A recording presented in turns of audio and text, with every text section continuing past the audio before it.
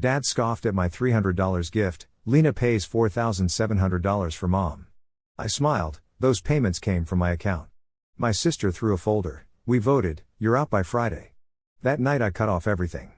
By morning, they found an envelope marked confidential. So, my dad was all sarcastic, ripping apart the gift wrap like it was trash. He practically ignored the card that slipped out with the $300 gift. Meanwhile, Lena's got mom's whole life planned out, $4,700 every month, no less. But my dad just made it seem like my $300 was nothing more than a snack. I'd saved up for that gift, too. Didn't even touch my main savings for it, it was all from my backup stash. Those payments? Yeah, they came from that backup I rarely used. I tried to whisper to him, but he either ignored me or pretended not to hear. Instead, he got louder, ranting like some bad stand-up comedian trying to get a laugh. $300? Is that how you thank us for raising you? He exclaimed. Mom just stirred her tea, staring at her cup like it was all she could see, which was her way of acting like the house wasn't burning down around us. Then Lena, always perfect and polished, stood up like she was in a board meeting and casually tossed a folder across the table. It made quite a sound when it landed. We voted, she said, as if she was making some big announcement. You need to move out by Friday. I scanned the room, expecting some reaction, but nothing, no twitch from Dad, no sign from Mom. Even my brother Tim just chuckled, and my little cousin kept eating like it was no big deal. That night, I took back control. Cancelled all the utilities, froze the shared rent, and stopped auto payments. Landlord got the memo too. They found out the next morning, and I ignored the family group chat that blew up afterwards. Didn't even read Mom's panic texts. But I did leave something on the kitchen counter before leaving, a confidential envelope with a note, you built a lie on my silence. Now you can pay the bill. For a day, they acted like they didn't know what just hit them, but then the silence was over. First, it was Mom's voicemail, suddenly all sweet talking. Sweetheart, we didn't mean it like that, she said. You just need space. You know how your dad gets when he's stressed. I didn't bite. Then Lena was on the phone, crying, we were joking, okay? You're always overreacting. It's not even your place. You've been staying there rent-free for ages. Lie number 1. That place was mine, bills, rent, everything in my name. Lena's share? I've been covering it ever since she got canned from work for toxic energy, which basically meant she lost it at her manager. Each month, she promised to pay me back, meanwhile posting selfies from brunch and sporting $300 hoodies. I checked my banking app, she owed me $11,200, not counting the endless Amazon orders she sent to my account. I had all the evidence, Dyson hair gadgets, luxury blankets, the works. Then she had the nerve to ask for $800 for therapy. Mom said you wouldn't mind. But I'd already locked her out. Suddenly, they were on a smear campaign. Lena posted a dramatic black and white photo on Facebook about trust and betrayal, while Dad dropped a clipped screenshot of a text I sent, out of context, to the family group chat.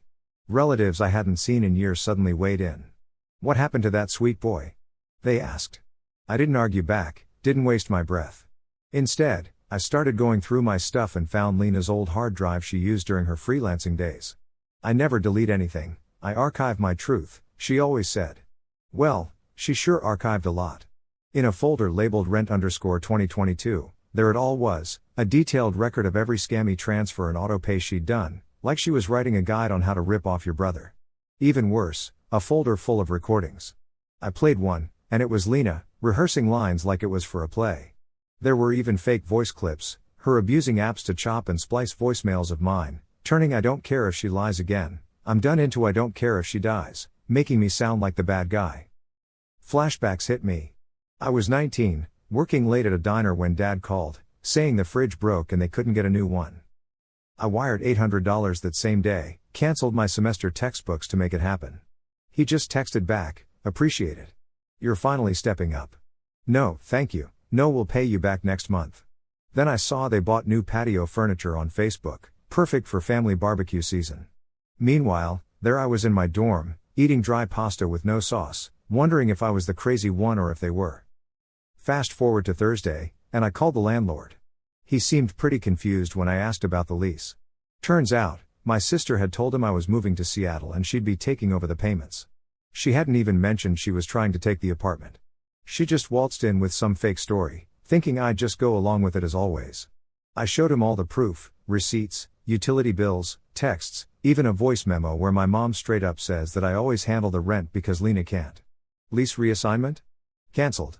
But they didn't stop. Dad went on Facebook, posted something like, "You give them everything, and they still spit in your face. Hashtag family doesn't quit." Then he texted me, saying, "You're playing with fire. We made you who you are." That's when I found the real kicker, a loan agreement from 2022 where I supposedly co-signed a $15,000 loan. I never signed anything. He used my social security number. When I confronted him back then, he said it was a mistake. I said I'd let it slide if he paid it off, but he never did. Now the interest was killing him, and the account was flagged for review. So, I contacted the loan company, filed fraud papers, and got my lawyer friend to help out. The account? Frozen. That night, I pulled together everything I had on them: 3 years of stolen rent, insurance payments, credit cards opened in my name, screenshots from Lena's vault, fake audio, emails between mom and the landlord. I created a spreadsheet called Family Expenses Paid 2018 to 2024. Total? Over $71,000. I zipped all the evidence into a folder titled Confidential, the ledger. Next morning, I printed it all out and handed a copy to Dad's office and one in Mom's mailbox. No note, no message, just the facts. If they wanted a fight, I was ready. When I met Mom at the cafe, it was like stepping back in time. Same smells, same sounds, same booth by the window where we used to sit after school competitions. She walked in slowly, clutching her purse as if it could protect her. She looked older, like the whole world rested on her shoulders. When she finally saw me, there was a flicker of something: guilt, doubt, maybe regret. She didn't smile, just sat down without a word. "You picked this place," I said, keeping it flat. "It was your favorite," she replied. "I thought maybe we could talk somewhere that used to mean something." I didn't answer. She fidgeted with the sugar packets, trying to look motherly. "I didn't know about everything," she started. "The loan, the voice recordings, that was Lena's idea. Your father just didn't want to burden you. You helped them steal from me," I said calmly. "You wrote the emails. You called the landlord. You let them use my name for insurance, for credit, for taxes." Her jaw tightened, and her hands shook slightly. "We didn't think it was a big deal," she protested. $71,384, I cut in. "That's what I paid: rent, bills, Lena's vet visits, your prescriptions, Dad's back taxes.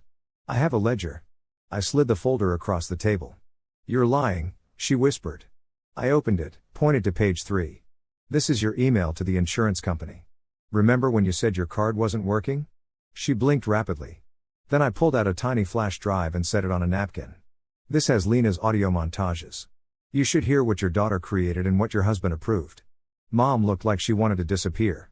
"You think this is revenge?" I asked. "This isn't revenge. This is closure." She tried to interrupt, but I raised my hand. "No. I'll let you talk for 30 years. Now you listen." Her mouth clamped shut. "You voted to evict me from the apartment I paid for. You told the landlord I was unstable. You watched as they spread lies about me, mocked me online, accused me of abandoning the family while you quietly rerouted payments I made from my emergency fund." "We were drowning," she said weakly. "No," I snapped. "You were comfortable. You were thriving on my name, my credit, my silence." I leaned in closer, lowering my voice. "I'm done being silent." She shook her head slowly. "You don't understand what your father's been going through. He lost his pride. He couldn't provide any more, so he took mine instead." She said nothing. "Tell me," I continued. So there I was, digging through Lena's backup drive, and guess what I stumbled upon? Screenshots she'd actually labeled as family bait. Realizing I'd seen the whole charade, she was shocked. "Still got the nerve to think I'd just forgive and forget?" "Nah," I told her, "this isn't some cheesy movie, Mom. No sad piano music and hug it out in the end." The last thing I pulled out was a neatly sealed envelope. Yeah, it was a formal notice cutting off all financial support from my end. Rent, insurance, phone plans, car payments, groceries, gone. She looked at me and said, "You wouldn't," but it wasn't a threat. It was desperation. "Already did," I replied, standing up, and oddly, my chair didn't even creak. I stared at her, the woman who used to pack my school lunches and now helped her hubby dip into my savings. "You went around saying I ditched the family," I told her. "But nope, I just left the users behind," she whispered a plea, worried about losing the apartment. I shrugged it off, not my issue anymore, and leaned in for one last word. I said, "This coffee's on me. Everything else? Never again." Then I walked out, leaving the cafe and the silence behind me. By the time I left, I wasn't mad anymore, I was just done. Done being the ghost provider, done feeling shame I didn't deserve, done carrying a family that kicked me out like I was a problem when I was more like the solution they refused to see. That night, I shot a no-frills video in my new, never-before-seen apartment. Blank walls, a single bookshelf, and some crucial documents next to a hot coffee. I started off by addressing any rumors about me turning against my family or losing it. "This isn't a betrayal story," I said. "It's a spreadsheet story." I walked viewers through my records, every rent, every fake emergency, every dollar siphoned off through deception. I even dropped audio clips with blurred names but unmistakable voices, my sister's fake texts, my dad bragging about using my account. "He doesn't even read the statements. That's the beauty of it," he'd said. The best part was closing it with this message: "I'm not shaming them, I'm freeing myself. Maybe it'll help someone else who feels like just a wallet in a family portrait." I uploaded that video at 9 p.m., and by midnight, it had racked up 48,000 views. By morning, over 600,000. Then the floodgates opened. People I didn't know reached out, strangers, old friends, even cousins I hadn't talked to in ages. Messages poured in, with people saying they related to my story, that it described their childhood, gave them the guts to stand up to their own situations. Therapists shared it. I even got a call from a popular podcast host, a journalist, and a lawyer offering help to tackle those shady accounts. Then Jake, my sister's ex, messaged, telling me I'd ignited a fire, and my sister was frantically trying to put it out.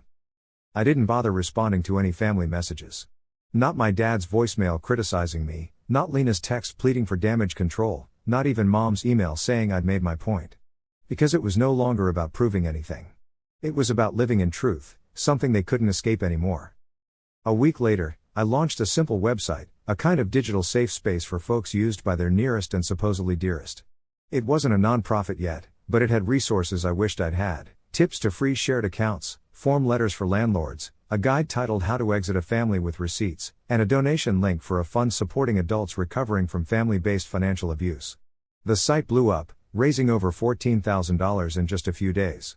People started making merch, shirts with "blood is not equal to debt," mugs with "confidential," hoodies saying, "I'm not your ATM."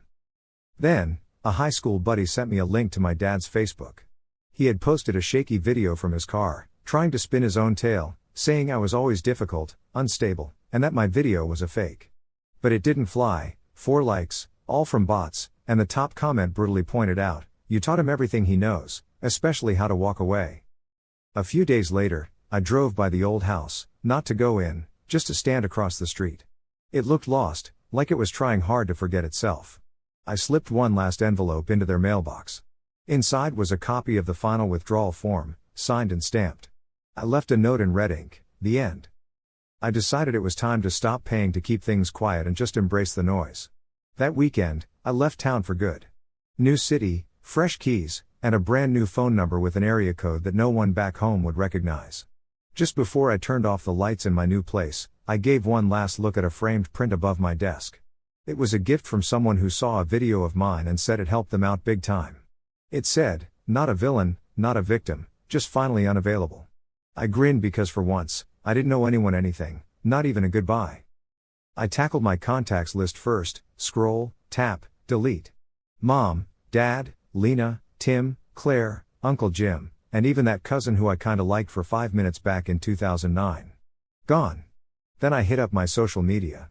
Opened Facebook, not to post or browse, but to clean house. Unfriend, unfollow, block. Left the family group chat, bounced from Mom's birthday WhatsApp group, and noped out of Dad's therapy Zoom invite forever. I didn't just leave, I slammed the door shut behind me. Next, the apps.